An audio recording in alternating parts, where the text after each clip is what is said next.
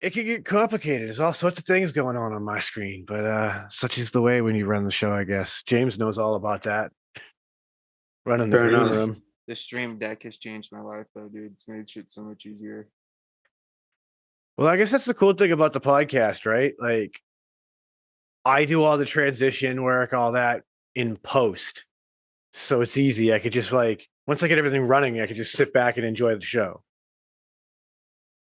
Facts. That's true. Because there's always time to post edit or edit before it goes up, if need be.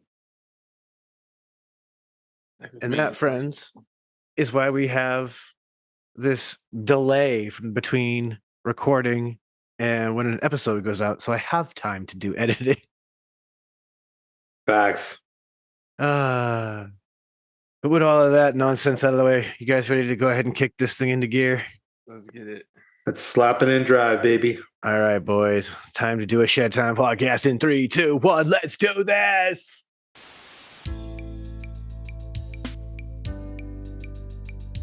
Ladies and gentlemen, I introduce you to Shedtime. What is Shedtime, you ask? Well, it's code for the consumption of cannabis, but it's much more than that. Shedtime's a state of mind. It's art, it's music, it's cryptocurrency, technology, it's food, it's vaping. It can be whatever you want it to be, as long as you're not letting the bastards get you down, not being a dick, and making it fun. When you're in the shed, it's whatever your mind allows you to create. So now let's get to the Shedtime podcast. Wow, that was a little too hype, even for me. That was Sure. a lot, dude. Yeah. I actually appreciate it. I was like, damn, Sean's ready for this. That yawn was not because of that. That yawn was that. That's why I appreciate it. Your boy's a bit tired. But Dude, I feel like we're all kind of like on that same wavelength, but don't worry, we're gonna fucking hype it up for you guys because that's just it'll happen organically as. oh yeah, I'm just not high yet. That's my problem. Exactly. It's like once we all get Exactly. to that level, we'll be straight. Well, I mean, thanks to the time differences between all of us, like Chris has been up probably the longest because he's an hour ahead of me. I am a few hours ahead of James. So like, yeah, we've already had some day before we get to this show, ladies and gentlemen, and it's just time to kick it. Yeah, I while got we're up at like kicking it. 7 a.m. your time, Sean. That's when I got up. Damn, son. See, I got up 8 a.m. my time. Beat ya. Let's go. Yeah, and all Competition I don't want to lose or win, really. I got up like 2-3 hours ago, so. Oh shit. Yeah, dude. Like that's like 2 something in the But I afternoon for also me. went to sleep at like fucking 2 or 3 o'clock my time. Same. Well, no, not your time. No. My time I did. Or no, I don't sleep very much. honestly, it was probably about like 1:30. Yeah. But Hey, I was amazed. I stayed up till midnight last night, which is staying up late for me now. Yeah, I was gonna say that's late for you, Sean. 'Cause I know you're a guy who's usually out around like 9, maybe 10, the latest, if that. Well, honestly, it's funny, right? My bedtime it's typically like between 9:30 and 10:30 now. And it's because like I'm getting up at 5 a.m. many mornings to go to the gym and stuff. So like I need to get adequate rest before I hit the gym. Otherwise, like you're not doing what you need to do. Yeah, or you're skipping because you're just tired as fuck. Like there's not both ways you're losing. Exactly. So it's like I just made the sacrifice. Like I'll go to bed a little earlier, get up early so I can go to the gym because Lord knows I'm one of those people. I believe I leave work like I'm late for getting home. You know what I'm saying? Like I'm not trying to go to the gym after work. My day's done. I want to go home. I want to relax, get some things done around the crib, that sort of thing. So like it made sense for me to go in the morning. But yeah, it's definitely one of those days where I think I'm feeling a little bit slow, a little bit tired. Yard work kicked my ass because again, like we were saying at the beginning here, we have this delay. So it's still fall time at the time of recording. And I had to get rid of the damn leaves in the front yard at some point before the snow ever shows up. And fuck. I should hope when everybody hears this that there's still no snow. Like that's what my hope is. But I'll tell you, it's one of those things I miss about the old crib. Having a situation where like the landlord took care of the leaves and plowed the snow and stuff in the parking lot. Like I do miss that. That was one nice thing. All the bad that was living in that little ghetto ass shithole. That was one nice thing.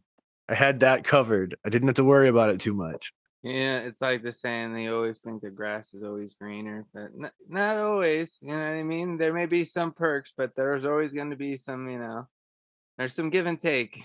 Hey, I got a snowblower for this place, so I Hey, guess so there you go. That's not too bad. You know, you what I mean? know, So you're not fair too far trade. behind. Yeah. Now, I feel like that in that at least I feel like you still moved up a little bit. You know what I mean? Like, yeah, like we were talking about. Will, I need a good leaf blower. I don't have a good leaf blower, man. So I'm out here just hand raking. When I went back, You get a lot of pine trees around you, though. They Yeah, don't do that good with leaf blowers, honestly. if you have a strong enough one, it will. when I went back to go visit family in Indiana, they have these trucks that like fucking drive up and down the streets and fucking have vacuums on them, dude. And they just fucking suck up the leaves. So everybody just goes out there and fucking They rake it to the leaves. blower. Yeah, they just fucking rake them over to the fucking road, and this fucking truck just pulls up with this big ass fucking hose hanging off the side, just sucks them right up. First time I've ever seen that because we don't have a whole lot of that going on out here. Yeah, we need that here. Oh my god. Pretty legit, Sean. I'm not gonna lie, dude. It was pretty dope. I mean, I like here. I got to imagine like Northern California, like Redwood Forest area, like that shit would be clutch. Somewhere that's definitely got more tree, more, foliage sort of situation. Out here in the desert, there's not too much. You know what I mean? Sean, those street pickers, I'm sure they'll have them in Boston, where they just drive around and it's like an individual on it, and they have like this wand that's a big vacuum, and like they'll just like see a bunch of trash and they'll just like drive up and then they drive around. Like, do you guys have those there? No. Okay. Those have been in Toronto my whole life, so I'm used to them. Our trash that's like truck, what these are basically, but they're just for picking up leaves. Yeah, our trash truck is basically the closest thing to that is it has a mechanical arm on the side. The truck pulls up alongside your trash can, it grabs your bin and then dumps your bin in, and then puts it back down. So we have that as well. No, I'm talking about they're just like they're a one-man show. You could literally, your shift could be 8 hours straight and you never get off the machine. You just drive, and it's like, how big would it be? It'd be like the size of like one of those side-by-sides, but just in a different kind of build. Yeah. And it's basically just a seat with a motor and like this bin behind you. And it has like probably an 8-inch, maybe a 10-inch hose that's just like almost on a wand. And like you don't have to hold the whole thing up, but you're just kind of directing it. So like they'll like go down and there'll be like a bunch of litter along a curb line. They just like go and they'll suck it up. And like, dude, you'll see like packs of them working blocks. So and they'll be like going around, and we'll use at least in my region, we'll use a street sweeper. So it's kind of like a Zamboni. Yeah, so we like have brushes. those, but that's more for like the dirt and the sand. That's not like for picking up. That's as close. That's as close as you're gonna get. That's pretty much what we got going on. Yeah, like you'll see lots of those in the springtime. Yeah, and that's like, it. You'll get it like up twice after all the winter. Like you'll get it twice a year around here too. Like that's it. But if anybody knows what I'm talking about, feel free to drop a comment. Yeah, that's. I'm not surprised that municipalities around here just aren't spending money on those kind of things. You know. Well, maybe it's because you guys have like zero litter, and so there's that's absolutely not the case. No, I know. Like I feel like we would need it way less than you, but hey, I guess you know, my town is in the process of trying to outlaw nips. Nips, for people who have never heard of this, are those, you may not even have them depending on where you're from, those single serve little bottles of liquor. It'll be like literally one we always shot. Call them airplane bottles. Yeah, like it exactly. Around Massachusetts, we call that a nip. And my town is literally in the process of banning them because there's such a litter problem. How much do those cost? Typically about $1 a piece, maybe $1.25, depending on the brand. When you're an alcoholic, man, it's easy to bum 5 to 6 quarters off of somebody on the street and get your quick fix. True. You know, it's He's not sad, wrong. but it is true. That's 15 empties, or maybe it's 30 empties. You I can don't know. get you get a sleeve of 10 of them for like $10 usually. That's 10 shots of liquor. That could be your whole day supply right there. So like it's a touchy subject. Some people swear by it, some people depend Dude, on even it. just the name. I mean, like, I'm surprised the name is stuck around. Like, I thought that they would have just banned it from the name alone. Just need a little But nip. they didn't even need like the other stuff, you know, like the fact that like people are scrounging to continue their fixes and littering and all this other stuff. Yeah, dude. Like, it's just a thing, man. But this is a weird way to segue into something that also involves my town. I get stoned, folks, just like you. And guess what? Sometimes when I get stoned, I just explore Google Maps. And sometimes when you explore Google Maps, you find some really weird shit. And yeah, I found a couple of really weird things around my town, and I've been like, all right, I gotta wait. I gotta show the guys on the show because this stuff is odd. It's the best way I can explain it. Like, it's unusual. So here we go. I'm going to go ahead and share the screen. So all you folks who are viewing, shout out to the patrons who always get to view the episode a month in advance from anybody on YouTube. And they always get the episodes early, even before they go live on other podcasting platforms. But yeah, here we are. I got a map of Google Maps pulled up of my state of Massachusetts. And you can see I got my town, Plymouth, Massachusetts. It's all outlined here in red. And one of the interesting things that I'm going to point out almost immediately is right here, because this shit just blew my mind. As we zoom in, go ahead and let Google catch up with me. You note that this pin here says Indian Cemetery. Is it There's that whole outlined area? so this whole outlined area is part of the town of Plymouth. That red outline is the town line, so to speak. But yeah, we have an Indian burial ground, and it's basically in someone's backyard. This right here is 16 Sandy Pond. So this is somebody's address right here, and they have a Indian cemetery right in their backyard. That's very That's weird. crazy.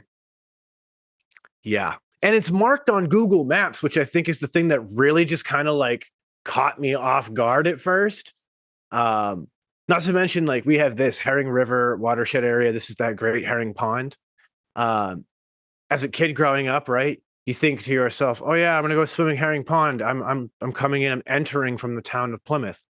Except if you pay attention to this red line again, that pond doesn't belong to the town. So when you're in the water of this pond, you're actually in the adjacent town of Sagamore.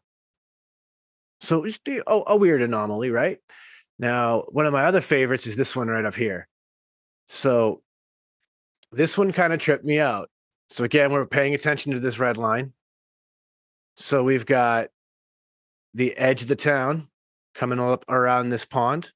Because again, we don't own the pond, the water. The adjacent town owns the water. However, we own this weird segment of land. The adjacent town doesn't get it, even though they're the one who are attached to this like peninsula of land. Oh, so this is that what you were talking about the other day? This is one of them.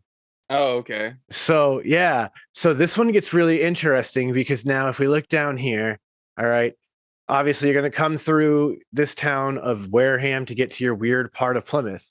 But then it gets even weirder when you get to this tip. Because as we can see, you leave the town of Plymouth to enter back into the town of Wareham, only for this one house at the very tip to be in the town of Plymouth. And this sets up for a weird situation where this guy is 38 in the town of Plymouth. This person is 38 in the town of Wareham. Same exact address, two different towns, next door neighbors. Dude, that makes no sense. I mean, it makes no sense, but also it does a little bit because you're just from such a weird part of North America.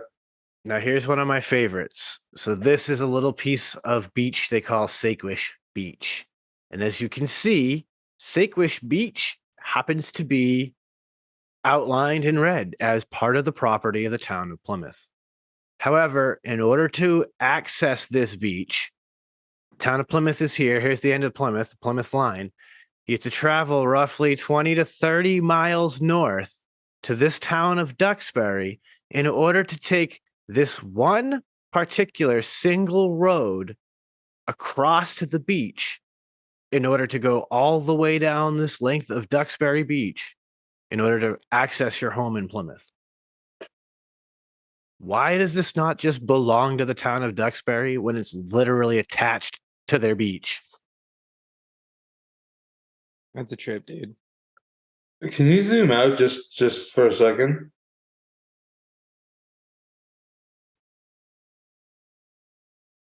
Yeah, no idea. Yeah. So once again, the whole town of Plymouth down here, and they just kind of were like, no, we want to keep this one little island and the tip of the beach from your property here in Duxbury.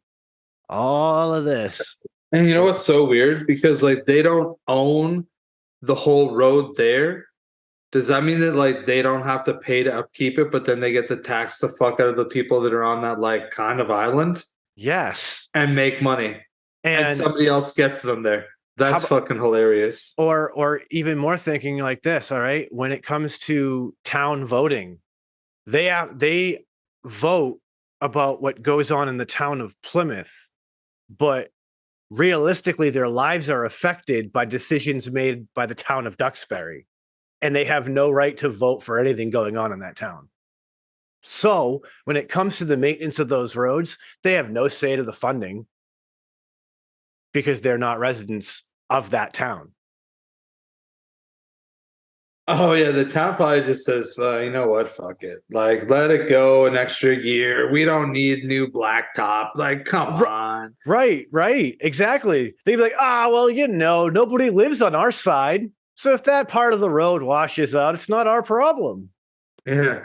That does not affect a single citizen from our township. Right? Jesus. Craziness. I mean, the thing I like about this town of Plymouth is that obviously, like, it is old. It's historic and shit, right? Like if I come in and I zoom in down here, this giant H's. This is the historical rope factory that's out here, or what's left of it. And I mean, this was the integral cordage factory that was a huge part of our survival through World War I and World War II. We generated tons and tons of rope for the war efforts right here in Plymouth, Massachusetts. And because of that, I mean, we have all sorts of cool hidden tunnels and everything all throughout the town. And all of this just exists as part of hidden infrastructure from our history. And it's part of that local lore and all that legend of how we came to be. And it's even crazier to think that like we might be the first settlement, but this isn't where the Pilgrims actually made landfall first. There's no reason they would have made landfall first here. They would have actually hit the Cape, the tip of the Cape. When when was that? So the town of Plymouth is established in 1620. The landing, I believe, is the year prior. Because if I remember the legend correctly, they come in winter. Most of the people are sick and dying, and they have to winter in the ship.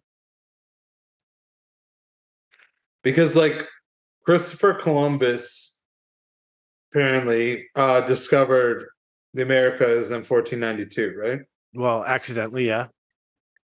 But like there was other people that were here from like Europe. Oh, first. 100%. We now have irrefutable evidence that the Norse were here well before Columbus. Yeah, like I'm pretty sure that in Newfoundland that there's like shit from like the 1200s of like Vikings being there. 100% there is. Yeah, I was So it's like right what the going right to fuck? that point.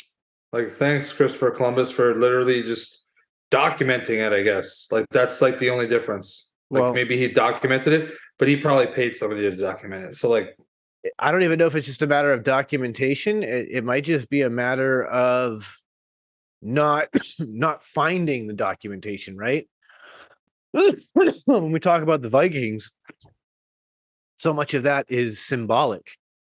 You know, it's oh, that and it's probably like they would tell their children would be on the boats by the time they were like 15 and they were fucking sailing and like they'd just be learned. 100%. I mean, yeah, it's really interesting that when you start to go and look into that whole piece of history, you're actually living in the thick of it right now. Like that whole Prince Edward Island, Newfoundland, that whole region of Canada is full of archaeological evidence of Vikings. Yeah, I'm not sure about Prince Edward Island, but yes, definitely like Newfoundland for sure. Because like I'm pretty sure that like Newfoundland was like first was in like the 11 or 1200s. So, well, so here's the thing, right? The passageway that they basically would travel through around Newfoundland, they'd come through all of these, these Canadian islands. You have Prince Edward Island. They'd start to move their way through these waterways where they'd travel down the rivers and estuaries through Quebec and everything, all the way through Montreal to start to get to the Great Lakes. From there, once you hit the Great Lakes, now they can start to navigate through the rest of the United States. And we have evidence in the United States of Vikings making it into the Midwest. So Yeah, because like they could have made it into like Detroit basically or like whatever. there's not there's Detroit a per se, but like Western or Eastern Michigan and shit. what's the guy's name? Scott Walter is a forensic geologist. He sounds official, bro. Scott Walter. Right? He he's been on countless different you've probably seen him in episodes of maybe The Unexplained from History Channel, or you might see him in the show that he did on there was called Unearthed. But basically, people call on this guy when they have some strange rocks and geological anomalies and stuff, and ask for his advice and things like that. And he's done studies where he's basically tracked the Vikings through the Americas. He's done studies where he's tracked the Templars throughout the world, just based on the geology of different structures at different sites. So I think as we continue to explore the matter even further, we're going to discover that there have been civilizations in parts of the world that we never expected to have been there. Never mind when you get to the whole point of going back far enough of things like Pangea and, the one world continent type of situation. Like, that's a whole other part of the equation. Yeah, dude, like all that stuff to me is like, ooh, it's like next level because I've never really even like I wouldn't say like researched it, but like I've never even really come across much info. I've heard of it, Pangea. It's like when everything was like together and all that shit, or it was like at a point where there's like way less continents. Was it just one? So the prevailing understanding is that we start with one giant landmass that over time begins to, the faults begin to break, and they create supercontinents, which then break down further to create the continents that we know today. And that, yeah, at some point, it was one giant landmass that we, as all of mankind, would have inhabited. And over time, continental drift separated those species, those civilizations, etc. And there's some evidence to point to that in like these small little islands out in the middle of the ocean, where they have species of animals that are only found in like one other strange place in the world, right? So I think if we can really get down into those levels of our history, we could find some really cool shit. I think you're probably right.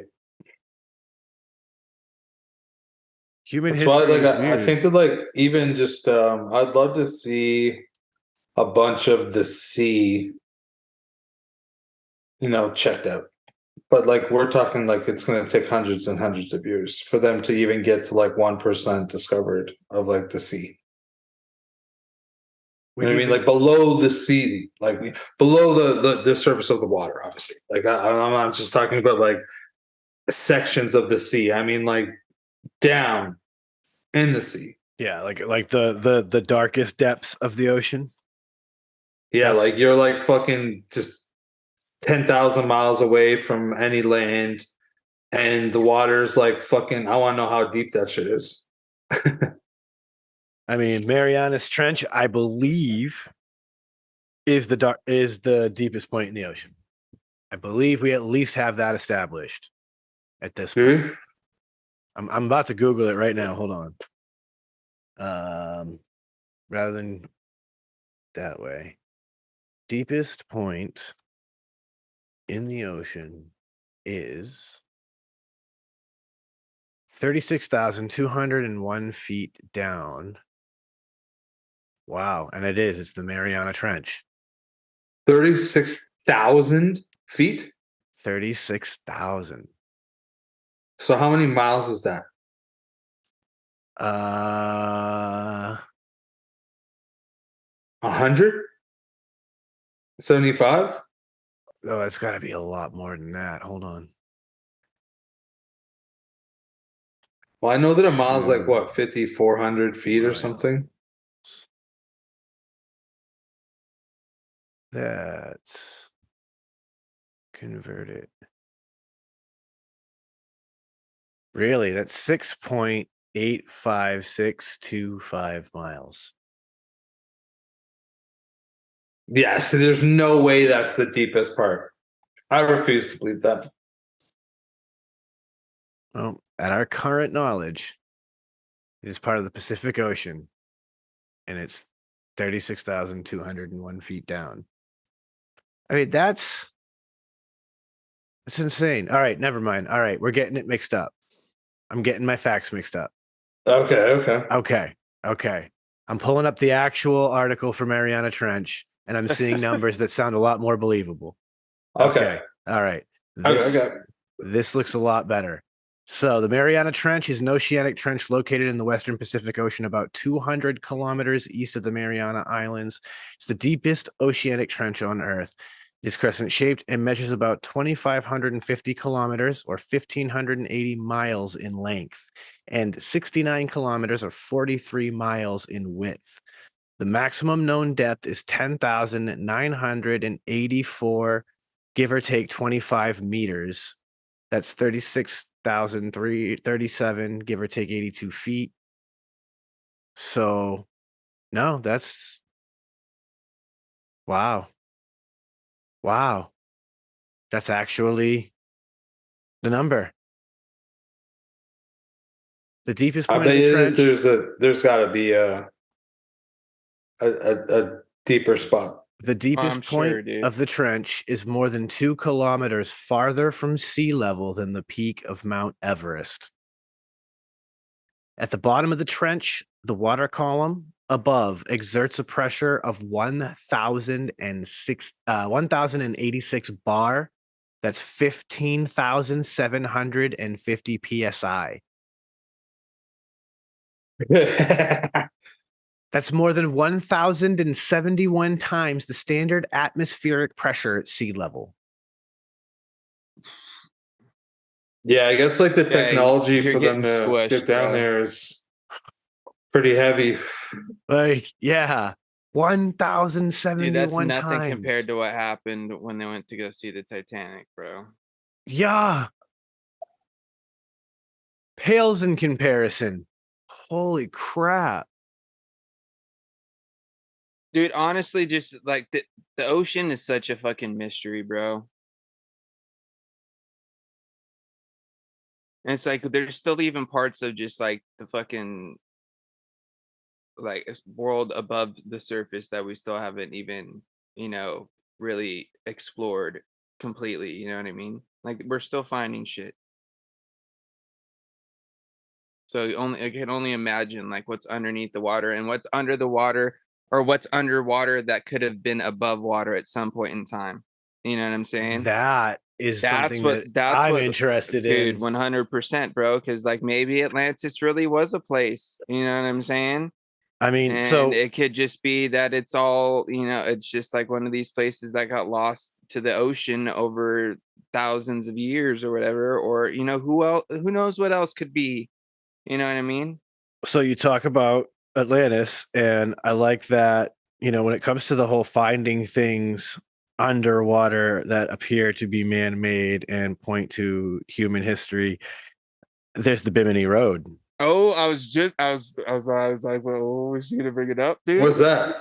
It's literally like roadways, like stone roadways that are built but they're under the ocean. Yeah, like So off at the one point, Bimini Islands, there are these rectangular, seemingly man-made cut stones that are laid out in a perfectly straight line as though can they we were pull up some laid to be a pictures? road.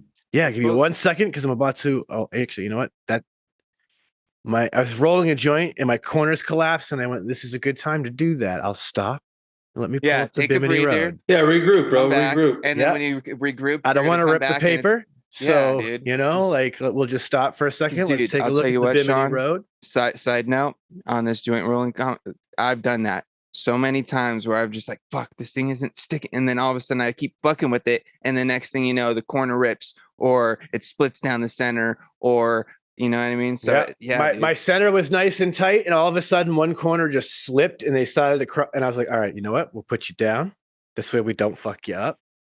And We'll let's go come look back. at the Bimini Road real quick Yeah, because it's Bimini Road interesting as is fuck, dude. pretty damn cool. All right, so here we go. Gonna hit that screen share again. So once again, folks, if you guys are watching and you're not familiar with the Bimini Road, this is what we are talking about. So here we go. Here's a great example of a diver over it. We're talking about huge blocks of stone. And you can even see it like above the surface too. Like they have drone shots where you And can like see them. they're laid out perfectly straight as though they're making pathways. And it's super interesting. There's a lot of people who seem to think that this may be remnants of a lost civilization, and as some people hope, that it may be Atlantis. This is what James is talking about. This is drone footage, and you can still see it from the sky. This Yeah, just like if you scroll down a little bit too, Sean, that one with the yellow lines kind of like shows the different roads. You know what I mean? How they're laid out. so it's It's almost like they're runways. we even have what appears to be brick. It's a trip, So dude. There's a lot of shit out there that we still don't understand about our own history. so interesting. I mean, the sheer possibility that there is a whole civilization. I mean, I know once again we talk about the whole human history, local history, that sort of thing. I know, much like other towns, my town has flooded valleys and things to create reservoirs and shit like that. And there are like church steeples that will stick out of the reservoir when the water level goes down low enough, and you'll still see the old ghost town that they flooded. These are pieces of history that some people have no idea about. And I'm here in Massachusetts, you know what I mean? How many other towns and how many other states and cities and stuff have similar stories? Well, think about this too, Sean. Think about how many times things have been knocked down and rebuilt over time, just in like this, just the cities themselves. You know what I'm saying? And things that are built on top of other things. You know what I'm like they say there's like in certain parts of like New York or whatever, like there's literal cities underneath, you know, some parts of New York because they literally just fucking built on top of it. Oh, you're absolutely right. Chicago's another city Yeah. notorious for that, where they've literally built completely on top of parts of the old city. Italy, notorious for that. I mean, we know from history, what is it, the Roman Colosseum built on top of previous structures. Dude, Parthenon in nutty, Greece, dude. built on top of previous ancient structures.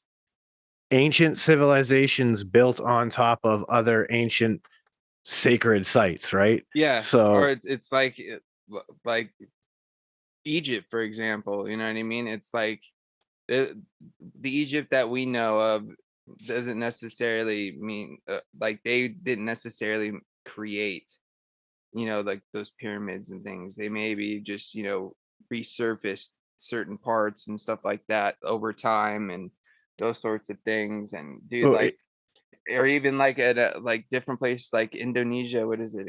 I always forget the fucking name of the place, but like there's you could see that they literally just continue to build on top of the original structure over time, and there's different, you know, layers upon layers upon layers on top of these structures.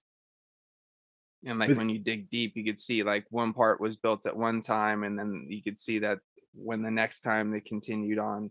It's nutty, dude. with Egypt, I think one of the things that intrigues me most The Sphinx, bro, for is the example. Sphinx. Yes, because so many legends say that the Sphinx was there before the pyramids. That Yeah, the dude, and Sphinx predates the Egyptian civilization that built the pyramids. dude, and that's not its original head. And at one point, it actually did have a enormous lion's head because at the time it was pointed in the same direction of the constellation of Leo. And at that time, it was like the year of the Leo or some shit. Like when you like do calculations or whatever, and then just at one point they just when you know modern day Egyptians or you know the ancient Egyptians that we know came to take over, they, you know, repurposed the Sphinx. And there's evidence to show that like over time, like there's been water erosion around the Sphinx that Yes. predates the pyramids. This is one of those where like Scott Walter as a forensic geologist comes in, because like he's done studies on that. You've probably seen him in some, you know, episodes of things like that as well, Yeah. where he's talking about how like the wear pattern on the Sphinx is not consistent with the wear pattern on surrounding ancient sites on the same complex.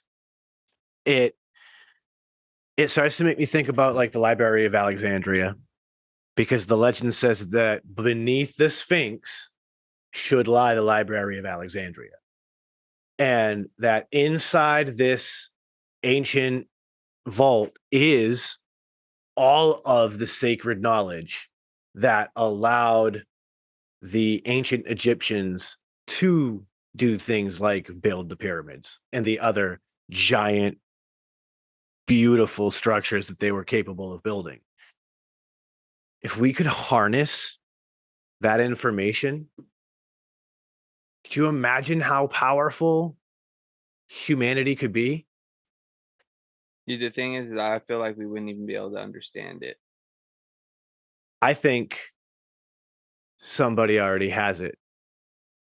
I think that is part of the Masons.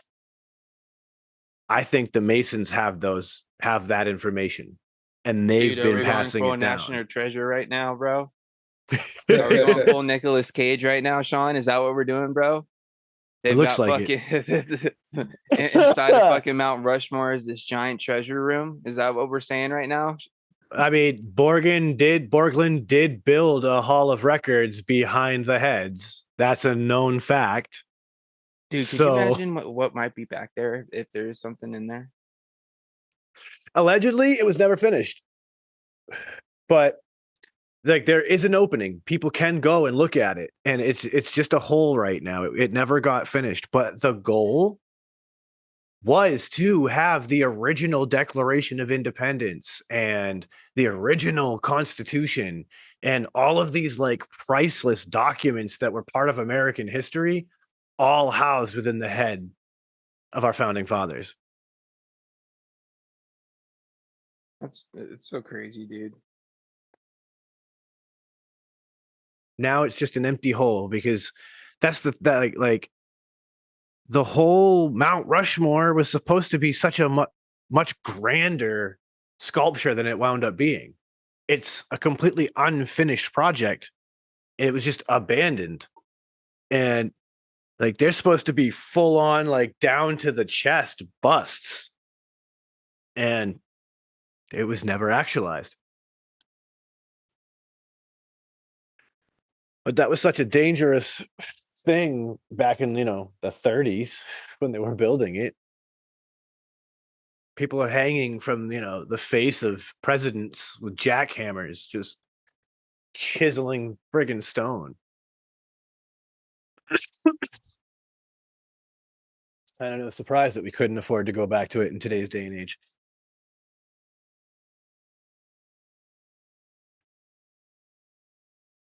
But yep, I'm totally convinced that the Masons have that ancient knowledge, that's part of what they teach in the halls. They teach whatever that information was. And I think that's why the people who end up going through the organization all the way to the top always end up in positions of power, because they've learned quite a lot from all of that information, and they're able to utilize that information thusly.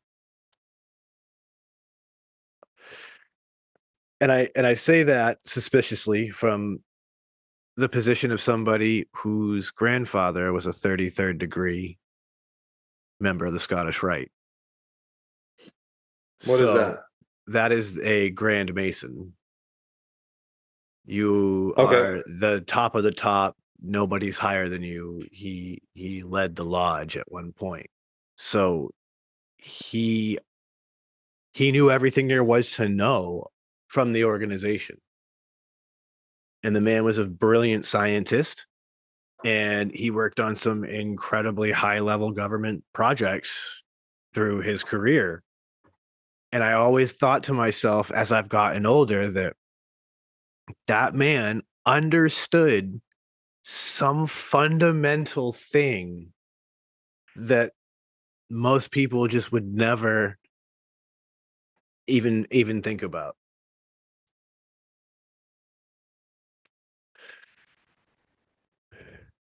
And of course, the only way to find out is to join the Masons. And once you join the Masons, you're sworn to secrecy. Yeah, So- it's like one of those. It's like you wouldn't share it. You wouldn't be. You'd be Right. doing it because you had that need to know, as opposed to that need to tell. Exactly. And so that's the thing. Like, I'll never forget. I used to work with a dude who that was his whole thing. He was like, I'm so obsessed with what it is that they're doing that I went and became a Mason. I was like, all right, bro. I had a cousin that was a Mason as well. I don't know if he still is or not. Yeah, I don't know anybody that ever I'll say this. I have nothing bad to was a say part of about the that. Masons. The conspiracy theories will forever intrigue me. I have nothing bad to say. Not a single person within that organization that I have ever known has ever been a bad person to me. But like the rest of the world, when there's secrets, we get curious. It's just like Skull and Bones, man. I want to know what's going on in there.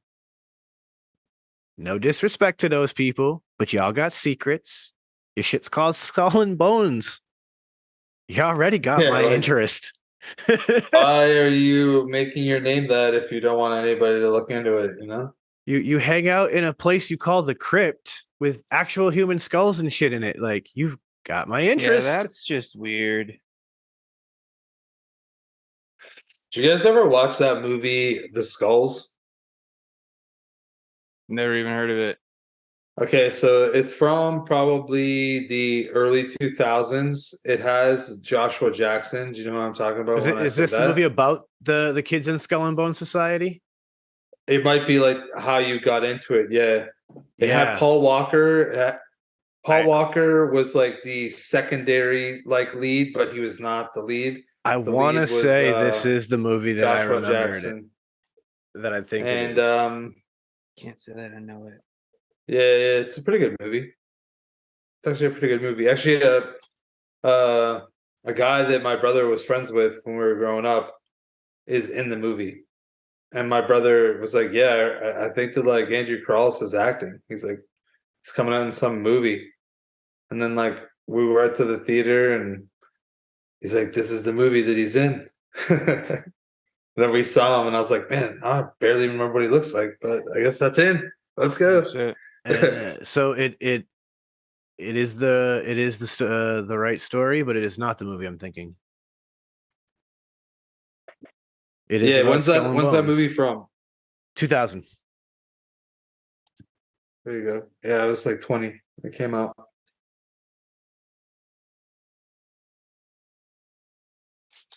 Is it? Okay, I'm remembering a movie called just Skull and Bones. Okay, yeah, like whatever that movie's called, if it's the skull or skulls Yours, or whatever. the one that you're talking about is The Skulls. Yeah, and like Yep. it fits kind of the description you're talking about. Same story.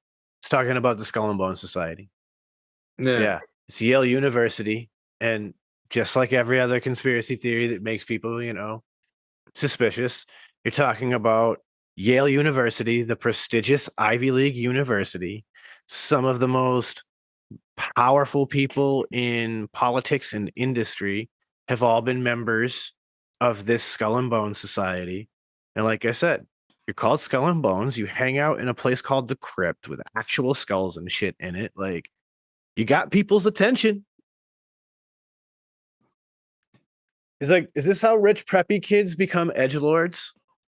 I've got an idea, Poppy. Let's start a society. We'll call it Skull and Bones. Pip pip. I like that.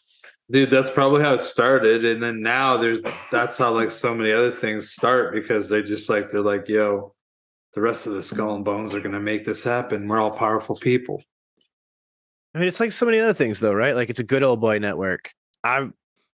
So many people have built little networks of their own like that. Military.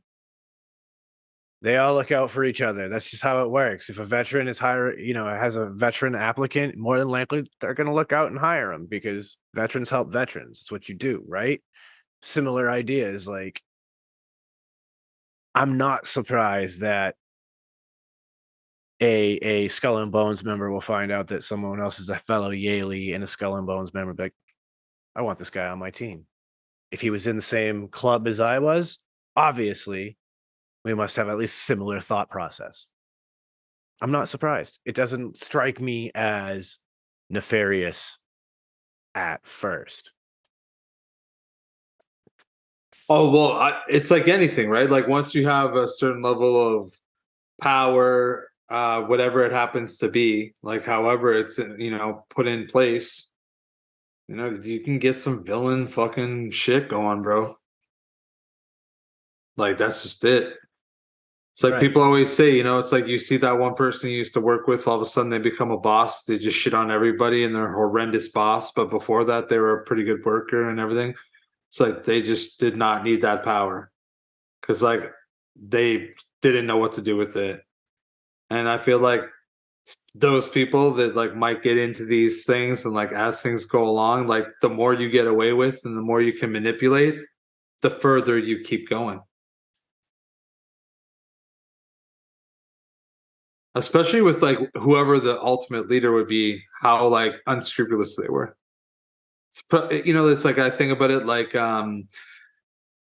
throughout history, kings or queens or whatever, they would be different people. So like maybe the rule that they ran was like slightly different. So you'd have like good times and bad times, and that's probably even the same in some of those like secret society clubs. You're muted, James. Hello. Yep. Oh, my microphone just got bumped. I was gonna say, odds are if you crave power and you receive it, it usually ends up bad. But usually the best leaders are those that don't want to lead. You know what I mean? So it's interesting, though, that they've done experiments and shown how like absolute power really does corrupt. Like, have you guys heard of the Stanford prison experiment? No. I think I have, but I can't, jog my memory here, There's Sean. definitely a movie out there you guys can watch that like retells the whole story fucking flawlessly. It's like a dramatization version. So if you're into that style of movie, I think it's just called the Stanford Prison Experiment. But basically, Stanford did this experiment where they took a group of students, divided them in half. Half of them are prisoners, half of them are prison guards. Set up this full mock prison. No teacher is going to intervene. Guards are going to guard. Prisoners are going to be prisoners. Go. And what they found was that the prison guards, when having absolute power, would become corrupt and would start to abuse their prisoners. And what makes it really fucked up is that, again, because this is the kind of experiment that it is, it's hands off.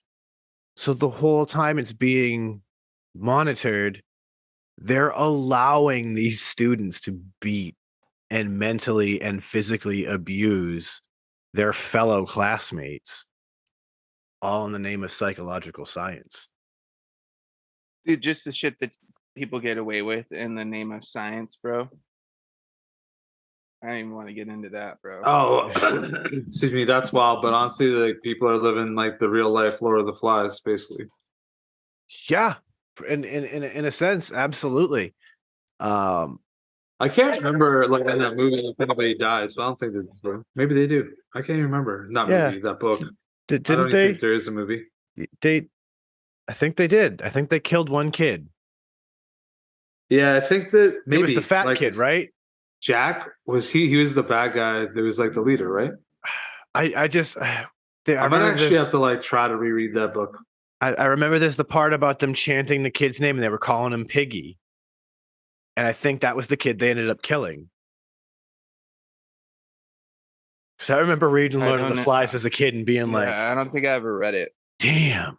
I was supposed to read it for probably like grade 7. I was probably supposed to too. Grade but 9, grade 8. I'm not a reader.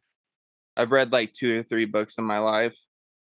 I mean, it's basically like actually read books, like front to back. It's basically a group of kids get shipwrecked on an island, have to fend for themselves, and shit gets crazy because, again, some people have a more corrupt personality and rise against people with cooler heads. And yeah, man, And it's a take hell of a advantage of story. people Speaking that of, can't. sorry, go ahead, Chris. No, I was just adding to what Sean was saying. I'm basically done. Go ahead. I was just gonna say, speaking of books, though, one book that I remember reading as a child, it has nothing really. Well, I guess it kind of might pertain to this, but do you guys ever read The Giver? I've never No, heard of it actually. They I actually turned it into a movie, like I remember it, later on. but it was a very like It was a brand very new book when I was in school, so yeah. it I hadn't think worked its I way into read it in like curriculum I yet. think I read it in like sixth grade, to be honest. So it's like it was like way back, but I just remember the story being kind of crazy because it was like this weird, like kind of dystopian society sort of situation where everything was like black and white, and no one really, I don't think people really had names or some shit. It was weird, dude. But they ended up turning it into like a movie later on, which is pretty crazy. Because then at some point, like the dude's able to like see color and like he finds out like about like what's going on and some crazy shit. Uh that and I read this book, The Cure, bro. I remember reading that when I was a kid too. And that was like another like or wait, maybe that was like a similar thing too. I don't remember, dude. Now I'm getting kind of confused because I'm too dabs deep. But yeah, I never really got into reading like books and shit, dude. I was more into like watching film and that sort of stuff, like watching movies, and that's how I got all my stories growing up. Did they ever make you read Fahrenheit 451? No, I saw the movie though. Dude, Yeah, I never had to read it, but I did see the movie as well. that story, like the notion of a society who would be so up in arms that they would burn books, and then here we are now in a day and age where children's books and things like that are being banned from schools and libraries and things. It's so crazy to think that that story is like, I don't know, maybe 100 years old. I'm gonna look it up right now. But like, here we are in a point It could be where 100 years old. I have no idea. I know yeah, the movie is like really, really, really old. It's not 100 years old, obviously. But 1953 was when the novel was written by Ray Bradbury. so 7 years ago. So yeah, 70 years old. For a second, I thought you said 7. I was like, wait, what?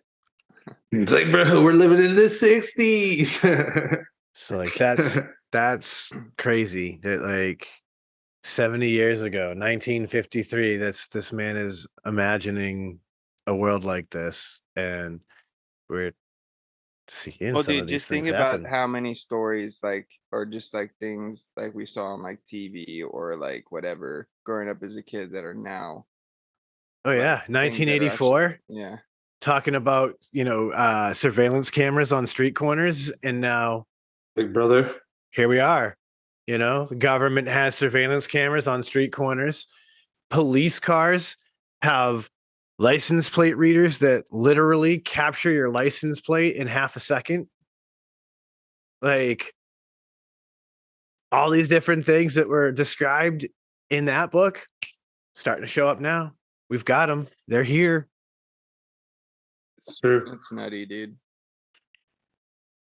It's not awesome. Like, I'm not like super pumped about that. Like, I guess like it's cool to have like new technology and all that stuff, but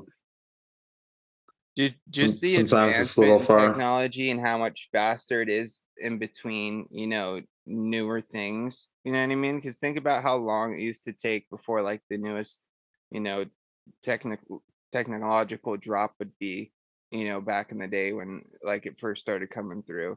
And now think about how many new things are coming out every day, and the next best thing, and then the next best thing, and then the next best thing. And it's just like constant now. Yep. It's insane. I'm I'm very I'm very interested to see where certain aspects go, right? Because like I've been having a lot of discussion with people about nuclear power lately. Because That's the way obviously, to go, to be honest. like that's the thing, right? Obviously, when we talk about the notion of looking for a clean energy source, overall, nuclear power is our cleaner, most efficient option. And the thing is, we have 3 horrible nuclear accidents within, I think, 50 years within the whole world that people can point a finger to that makes them incredibly uncomfortable with the idea of nuclear power. And rightfully so. But even if you look at like the data at those accidents and look at like the death tolls and those sorts of things, it's not as bad as people think it is. You know Well, what I mean? all right. It's That that area may be kind of fucked for a while. that You know what I that's mean? that's a thing, right? Like 3 Mile Island is the only one in the United States. Now, yes, nobody actually died as a result of the meltdown. However, there are, at 40, 50 years later, advanced cancer rates in certain areas because there were no measurements of the amount of radiation because at the time this sort of thing had never happened. Yeah. So they didn't know what they And should be tech looking out for and the yet. technology in nuclear has advanced so much further since then, and the fail safes we have now are so much more foolproof and like well, not foolproof, but way more advanced to where like it's almost, even if there was to be a failure, like the the the all the fail safes that would be in place would be able to contain it. You know what I mean? We've reached a point where we can automate so much of it now that like 3 Mile Island, a lot of the issues there are human error. Now, Fukushima, this is a severe earthquake that damages a nuclear power station. So that one's tough. And again, I get the fear. So here's where my brain So, starts. That one's tough. Like, It's that one's tough. Yeah, you think? Yeah. You can't fight nature, right? So here's where my brain starts to go. I think the idea is small. How do we take nuclear power and shrink it even smaller? Because we already do it with nuclear subs, right? Like the birth of the nuclear submarine was what inevitably led us to be able to figure out how to do full-on reactors and scale it up to power And plants. you want to know how many of those exist? And people are worried about nuclear power. You know how many Exactly. fucking nuclear subs are fucking floating around in the ocean, bro? Exactly. It would blow your fucking mind, bro. Exactly. Right. So that's where my brain starts to go is nobody's freaked out about the nuclear subs, though. And we've done the research, and those people aren't dying from radiation from being in a nuclear sub for months on end. So, how do we take that and just scale it down?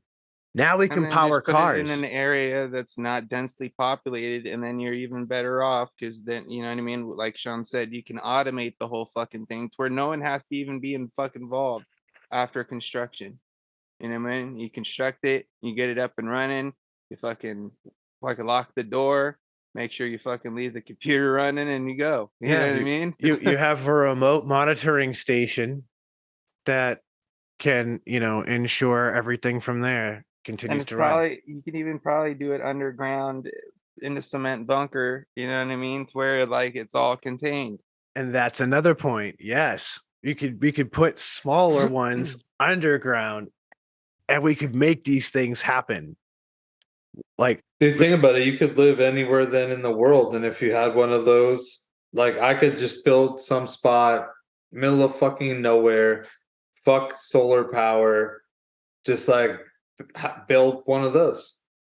Like not me, but I mean, if it was purchased, if it was available for purchase, that'd be sick. I could literally buy it, just like I have all the power I ever wanted, always.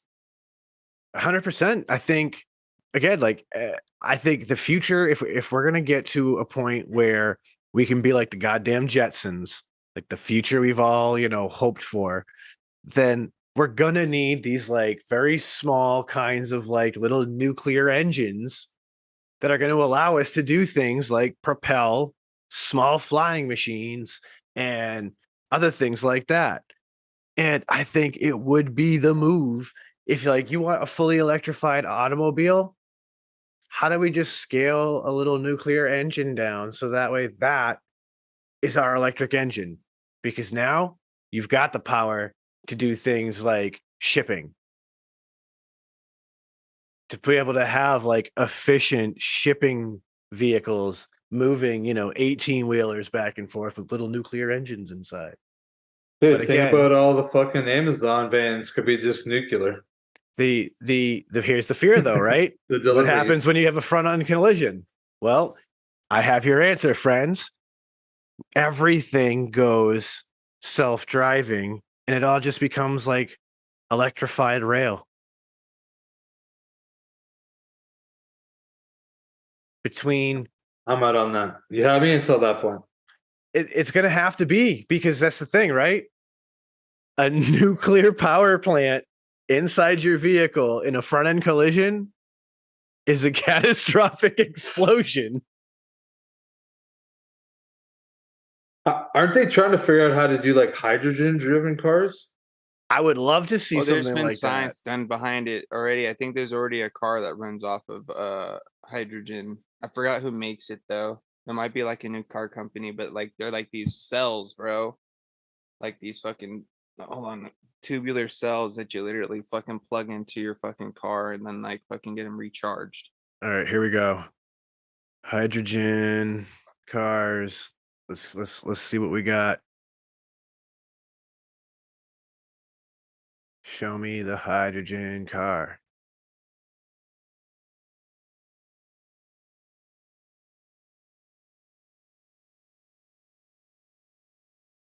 I think it was Ooh. hydrogen at least. Yeah, we might be wrong on the fuel source because I'm not Maybe getting nitrogen. possibly nitrogen could be. Oh, hold on. It also helps when your boy isn't so stoned that he can't see straight. And he does type the right letters. There's no G in the letter in the word car. But your boy is Car. so Car. high that yeah, the G got bumped and it was like, oh yeah, that looks right. Yeah, so there it is. It's a hydrogen fuel cell that you're thinking of. Fuel cell electric vehicles are powered by hydrogen, more efficient than conventional internal combustion engine vehicles, and produce no harmful tailpipe emissions. They only emit water vapor and warm air. SCEVs and the hydrogen infrastructure to fuel them are in the early stages of implementation. The U.S. Department of Energy leads research efforts to make hydrogen-powered vehicles an affordable, environmentally friendly, and safe transportation option. Hydrogen is considered an alternative fuel under the Energy Policy Act of 1992 and qualifies for alternative fuel vehicle tax credits. Yo, so that means Wow. like you can buy a hydrogen car and save some money, like you can when you buy an electric car. You get like those rebates or whatever. It sounds like it, yeah. And Toyota actually makes one of, if I'm seeing this correctly. Toyota? The Toyota Mirai. Let me see it. Let me see it.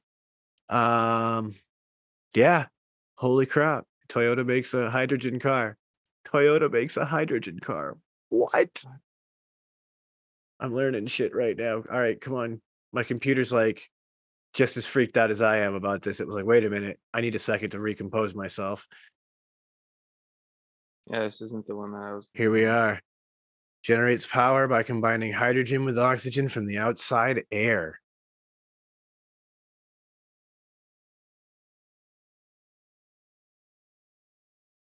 You can purchase Eligible one. for a HOV carpool sticker.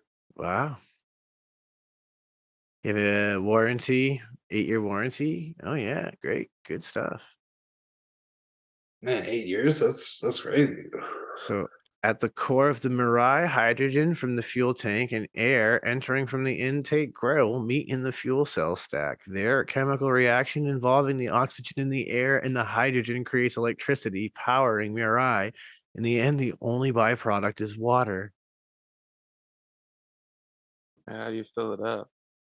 Refueling Mirai is simple. There's a pump and a nozzle, just like a gasoline station. As you pump in the hydrogen, it travels to carbon fiber reinforced fuel tanks where it's stored. After around 5 minutes, you'll be ready to hit the road. So now you just have to find a place that happens to have hydrogen for you to do this. It's the problem. Oh, that's it. Yeah, So no big deal. it sounds like a pretty easy task. Yeah, every gas station I go to has a hydrogen pump right now, right? Yours does too, I imagine. Dude, we don't even have E85 like anywhere. The amount of places you can get E85 here is very low. At least like anywhere I've lived. I mean, it's a cool looking car, man. And it's a Yeah, great it's pretty concept. slick. I'm not gonna lie. No, it Look looks at, yeah. look at that interior. Oh, That's pretty luxury. Can we talk about this? I dislike this whole shifting knob situation in the console like it's this. like you fucking Like, I don't like the dial thing either. dude, the dial bothers me, but you know what I'm finding is even worse?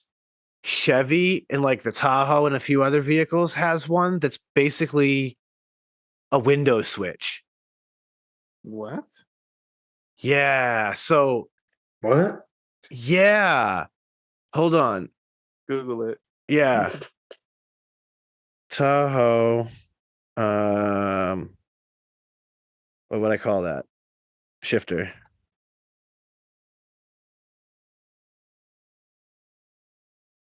Bam.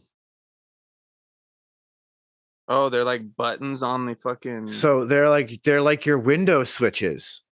So like you have to pull up like you're gonna roll a window up on the I don't like reverse that and the either. drive. Your park is just a physical press button.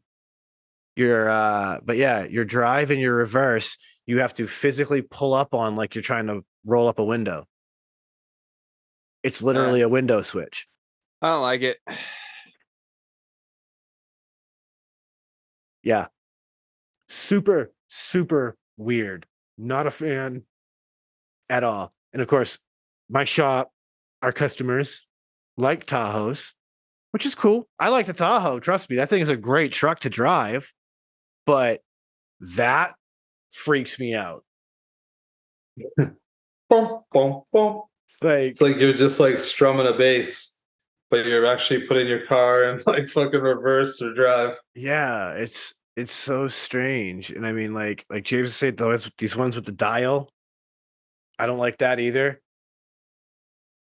I just imagine it's like, yeah, let me turn the music up. Oh, and I just blew out my transmission. Oops. Yeah. Oh, could you imagine? That'd be awful. Well, they usually don't have them next to like the radio. It's usually like No. down near where the thing would be. But even then, like if you just bump it on accident, you know what I mean? It's bizarre. But I mean, you get used to anything after a while, right? So like I felt really weird when I had the Saab and my ignition was in the center console. That took a ton of getting used to. That's kind of weird. And what even That's worse really weird. is that your ignition's in the center console and your cup holder's behind your ignition. That's really smart. You're set up for failure. You're just one fucking brake check away from a new ignition. I had a teacher back in high school, big Saab fan. He had the old like classic like 90s ones and shit. He had a Saab that he had to replace the ignition like 4 or 5 different times because he lived in the city. And so because of the stop and go fucking kind of, jam in traffic that he would get in, he would have coffee, sugary, creamy coffee spill into his ignition all the time. Terrible. I basically was like, screw my passenger. They can put their drink in their lap. I use the passenger coffee cup. Dude, cup holders are clutch, bro. Shout out to my car now. I have great cup holders, and it is a blessing. Yeah, a good cup holder. I like the cars now that are doing like the bottle size like cup holder and like the door panels too now. Yes. Oh yeah, dude. Clutch. Dude. And even better when it's in all 4 doors, not Yeah. just like 2 of them. That's what I mean. Like all 4 doors have them. Like So I even was, the people in the back end up with the cup holder because there's usually no cup holders for the back, unless you got the seat that has like the little pull down thing in the center, which I don't Yeah. think mine has. in my Taurus that I just picked up, I've got 2 cup holders like in the center console that pop out for the back, and I've got the doors, and I'm like, if the person riding in the back seat needs this many cup holders, fuck them. Like, what are they doing drinking these many drinks in my back seat? Yeah. How many people I got back here? 6? Like, damn. I'm only supposed to have 5 people in this car max. I don't need 4 drink holders in the back. Who's double fisting? Like, damn. I got 4 cup holders up front, 4 cup holders in back, and I'm only supposed to hold 5 people in this vehicle. This don't add up. So everybody can have a backup. You know what I mean? They're like, no, you can't have ashtrays anymore and lighters, so we're gonna give you extra cup holders. Yeah, that You you're know what? allowed. I'm down with it. I'm down with the swap. I loved having the lighter though, because that fucking stovetop coil to light a joint on the road. Ugh. You can still get them. Oh, I know. I'm gonna take the one out of the Saab actually before I junk it. Because I've got 212 volts in the in the there's car. multiple now, and now you got USB ports and shit already on your shit. Dude, I did read it, speaking of the world of car talk, a lot of manufacturers have finally heard our demands. They are getting rid of touchscreen shit and going back to physical buttons On what? on like most of our car interfaces. Oh, really? Yeah, because a lot of consumers are finding it a lot more difficult to be able to use things like their radio or their navigation or to set their heat controls without real buttons and not take their eyes off the road to look at the console. So for those of you who want more physical buttons back, they're coming back for you as an option, which is cool. I'm one of those people. Oh, I'm definitely not one of those people. I set it and forget it, bro. That's it. I don't have to do anything like for my like climate control through there. The only thing that I gotta mess with is my radio, but a lot of that I have buttons on my steering wheel that I can mess with, so I don't. Dude, I can do that or just like tell my shit where to go. So I just have CarPlay going. That's true. I could always just be like, yo, Siri, pull up Spotify or whatever. Yeah. I just say like whatever, play on Spotify. Because I have and Apple shit. CarPlay, so just like, yo. Dude, you can like send all your texts back right through your car. It's fucking perfect. You don't even have to like. Yeah. It's pretty nice.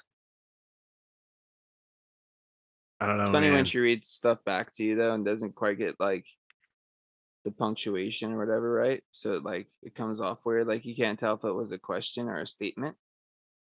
But that's also due to people not using proper punctuation anymore.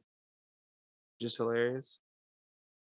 That shit gets dangerous because especially when your friends don't know how to spell shit correctly, and you really don't know what the fuck is being said. Yeah. Because the computer just reads it how it thinks it should be read, based on the phonetics of what was typed. Talk to text sounds cool and all, but it doesn't necessarily get it every time. That's for sure. Hey, AI people, fuck the damn, the computer can talk to me and have a conversation. Can you teach it to understand me better? Fuck. Just a little bit. Like make it so I don't have to be, on. Don't make me point. have to enunciate. You know what I'm saying? Yeah, like if I'm enunciating like crazy, that I have to like say everything correctly. Pick up on my slang chill. too. You know what I mean? Yeah, for real. When I say fuck, I mean fuck, not duck. If I say for real, I mean for real. Did you notice that I think iPhone actually did an update where it doesn't autocorrect anymore? Oh, really? I think let me try it. Let me double check. I know this. If you type the word fuck into your phone enough times and correct the autocorrect back to fuck, on a Samsung, Yeah, it didn't autocorrect me. it will just automatically accept that that's what you mean, and it'll let it be. I do love your predictive text because, like, I have certain dumb things I like to say all the time. Like, I'll use the Flanderism Oakley dokley as a response quite often, so it knows it. So, like, there are times when it recognizes the context, and Oakley is just there as a predictive text. I'm like, thank you, Oakley. Then bam, dokley right after. Boom, Oakley dokley, done. Good, send. Appreciate you. My phone knows me so well.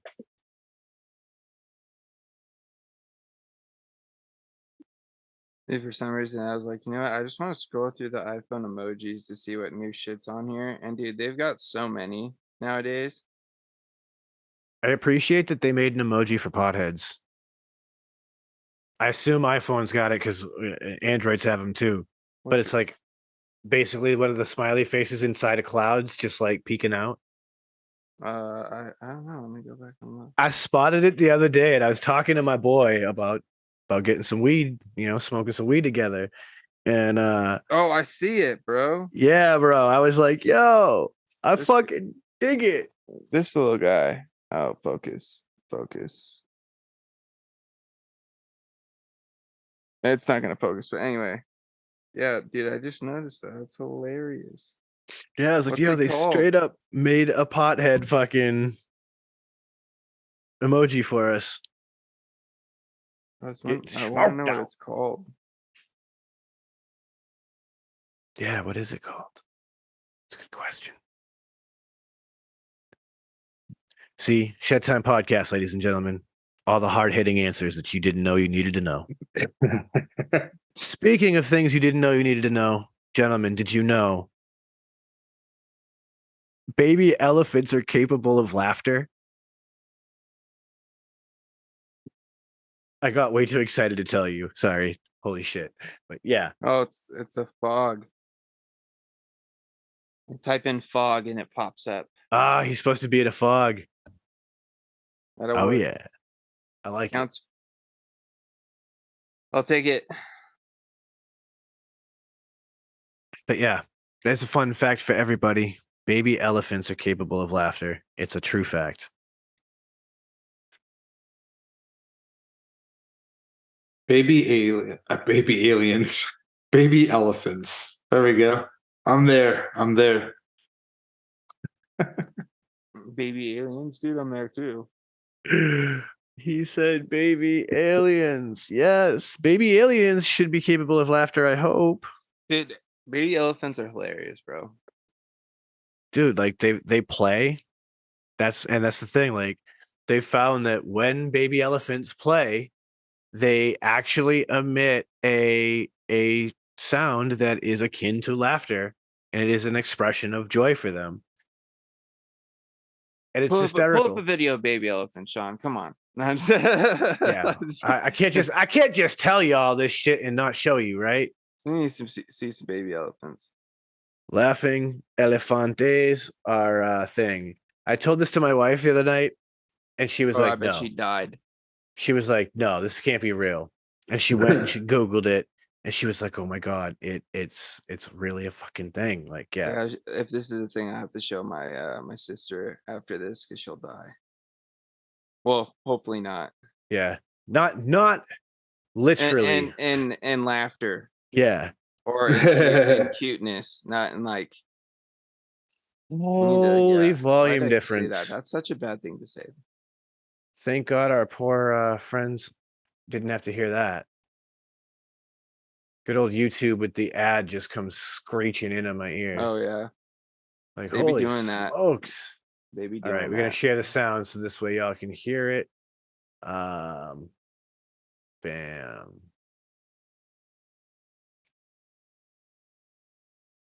All right, so y'all can see our baby elephant, right? Yeah. We got some dope music in the background too. Oh shit, you can hear my funkies. My funky monkey music. Let's go. Literally, it's a song called King Kong. He's saying that King Kong's a funky monkey. But here we go. Laughing elephants.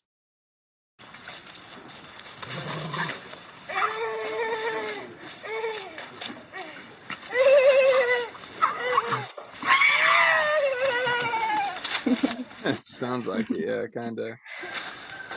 Dude, is that even it that's doing that? There it is as he runs by.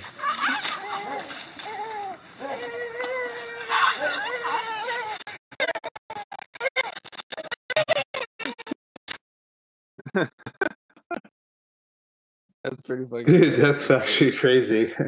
Oh, dude, animals, bro, they're so interesting, man. And I feel like we still don't even understand them as Dude. much as we could. The more and more I watch some of these animal videos, the more I'm starting to get convinced that they're learning how to talk. Oh, dude, But- I think our dogs know how to talk, bro. Dude, they for sure like- know what we're saying. Because my mom was talking to one of them the other night, and then all of a sudden she just started like kind of like growling and like talking back. And my mom's like, "Hey, no, don't bark. Use your inside voice." And she's like, it was fucking hilarious, dude. And she normally doesn't talk, but like my mom's been gone for a bit, so like you can tell like she's missed her, and it's pretty hilarious, dude. Yeah, like it's crazy though. Like I've seen these videos of like people's huskies are obviously Oh, super they're vocal. talkers, bro. For Yeah. sure. And it's like when you start to listen to them, sometimes it's like some of this starts to sound like actual English, where it's like outside. And you're like, wait, like, or the one They'll mimic you, bro. there's one where like there's a chick, she's putting her jacket on or whatever. Her dog walks up in the background, and it literally sounds like he says, "Where are you going?" Well, dude, our dog Maggie at one point, she used to be able to like say "I love you" pretty almost. Like Yeah. she had like the phrasing down, you know what I mean? Like, and she'd kind of get it to sound like that. She doesn't do it as much anymore, but I would be the only one that could get her to do it. Or like there've been ones where like there's a cat that I've been watching, Merv, and there are examples where Merv. where he'll say something like, "Oh, Merv, Charles is outside," and the sound this cat makes sounds like he's saying Charles, all excited. And shit. What? Yeah, dude, it's wild. It's wild. So like there's another one people may have seen where there's a cat. It's at the top of the stairs or the bottom of the stairs, whichever. But it literally, when it meows, it sounds like it says, "Bro, are you coming?" It's crazy, dude. Dude, cats make some weird noises too, bro. It's like, I swear to God, our pets are learning to speak to us. And in another, like, who knows how many years now, at this rate, your dog may be looking at you like, "Yo, dog, I'm You gonna eat that? I'm feeling it. Where's it at? Can I get some of that cheeseburger?"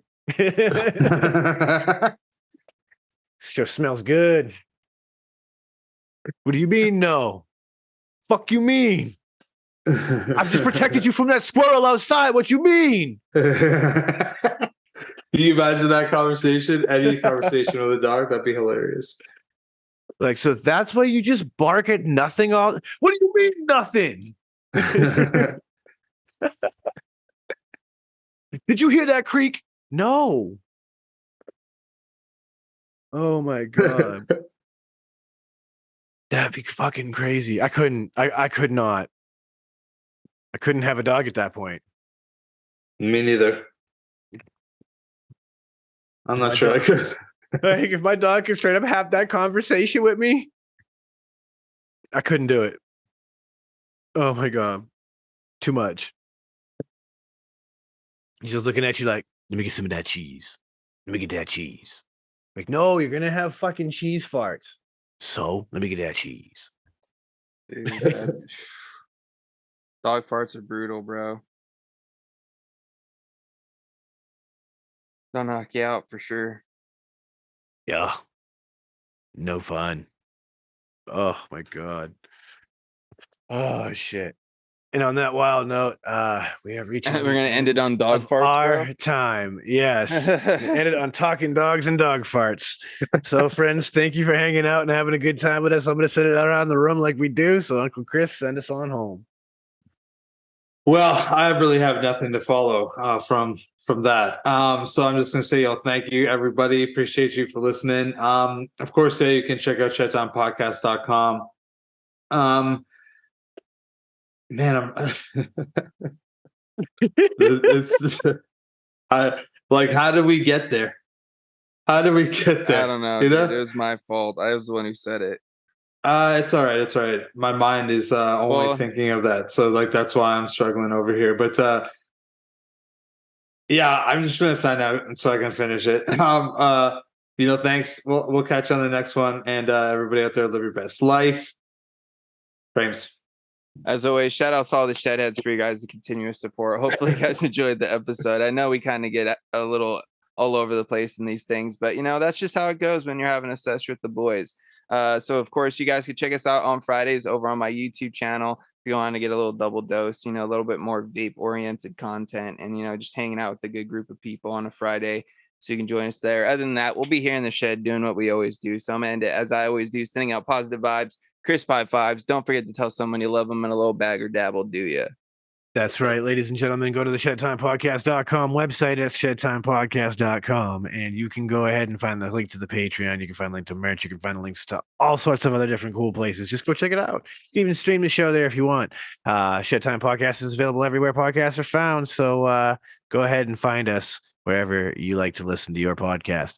And with all of that, I'll bring it to a close like I always do. Tell you, the best to get you down, be cool, don't be a dick, and whatever it is that you do, be sure and have some fun, because it's the Shedtime Podcast, and we're about to roll on up and roll on out.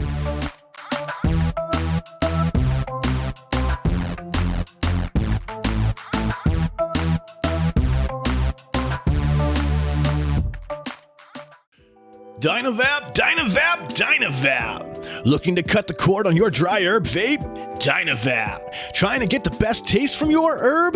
Dynavap. Ready to take your sesh to the next level? Then meet Dynavap, the best way to vape your flower or concentrate. Concentrates? That's right, your flower or hash can be vaped using Dynavap. Check out Dynavap.com to learn more. That's Dynavap.com. Lose the ash? Dynavap. What's going on, Shedheads? It's your boy, Frames Janklin. Are you looking to step up your match game or have a raw copper, brass, or stainless mod or RDA that you're absolutely tired of polishing? Then you need to go and hit up my man Ashton of Palmer's Powders. He does some absolutely amazing powder coating work. He offers many different colors and finishes at an absolutely killer price. This man is taking powder coating to a whole new level, and he can make your setup an absolute masterpiece. You can go follow him over on Instagram at Palmer's Powders, and you can go check out pricing on his website, palmerspowders.com. That's palmerspowders.com. And as always, let's just vape on, Shedheads. I want you to think of your favorite rebuildable right now. Yeah, okay, so you have a layer cake in your hand, and now you're about... Oh, sorry, yeah, that's not everyone's favorite. That's just mine. So think of your favorite rebuildable atomizer. Think about how good of a vape it produces for you. Now, take that and amplify it. And the way that you amplify that is you put in some Breezestone coils. Breezestone coils are handcrafted in Adelaide, Australia. They're made from some of the finest quality wire that you can get. I believe it's wire Buddha. You take those coils, you take them out of that phenomenal packaging that clearly shows how much care that Adam puts on the quality of his coils and the insurance that you get them in good shape. You put them in that favorite RDA, and guess what? You have coils that now sing better than Celine Dion. Go check out Breezestone coils. You can find them on localvape.com and also steelvalleyvapors.com. Solid. Good night now. Beautiful. Hell yeah, dudes.